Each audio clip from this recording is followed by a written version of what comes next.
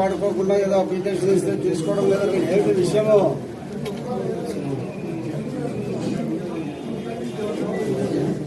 వాళ్ళు తీసుకోకుండా అంటే మీరేం చేశారు? గవర్నమెంట్ రూల్స్ ఏమున్నాయి?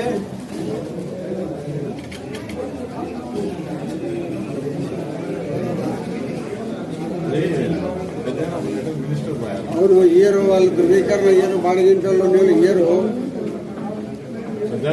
ఇయర్పది ఏం చేయాలని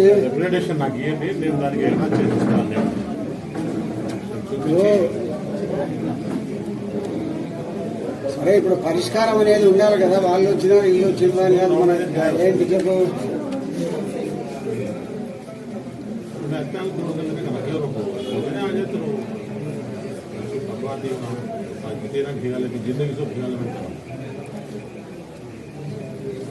అట్లాంటి ఎన్ని ఉన్నాయి పొద్దుట్లో? అదే మిగతా 80% ఇచ్చేదానికి ఏమవుతుంది?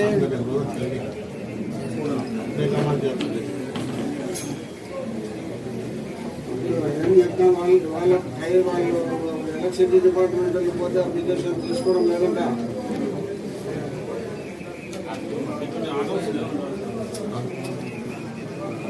చూడ ఏడీ గారు 1వ తేదీ నుంచి ఫ్రీ కరెంటు ఇవ్వద్దు, 10వ తారీఖు ఏం చేస్తున్నారు డిపార్ట్మెంట్లో? ఏం చేస్తున్నారు వాళ్ళు? ఇప్పుడు మీకందరికీ తెలుసు, ప్రొద్దుటూరులో జమ్మలమడుగులో ఎక్కువ ఉన్నారు వీవర్స్.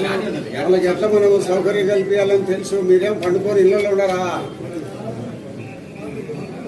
ఏ ఫీల్డ్లో ఉంటే మీ వాళ్ళందరూ ఏం సచ్చినారేమో అందరినీ పొద్దుటూరుకు వచ్చి విచారించి అప్లికేషన్ తీసుకోవచ్చు కదా.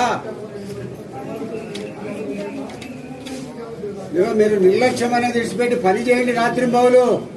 మేమందరం గాడిదల మాదిరి పనిచేస్తాంటే మీకేం రోగం? మీకు ఏం రోగం వచ్చి నీళ్ళలో పడుకొని చచ్చాటారు? మళ్ళా 2 రోజుల తర్వాత నా దృష్టికి వచ్చే విషయం బాగుండదు. చూడు చెప్తాడా వాళ్ళు వచ్చి మీకు ఇచ్చినారు చేయలేదు అనేది మనకు అవసరం లేదు. మీరు వాడుకుంటా అనుకోండి, ఏ డబ్బు కట్టాల్సిన పనిలే. సరే, 1వ తేదీ మళ్ళీ కలెక్షన్ కట్ చేస్తాము అని 1వ తేదీ చేస్తాను.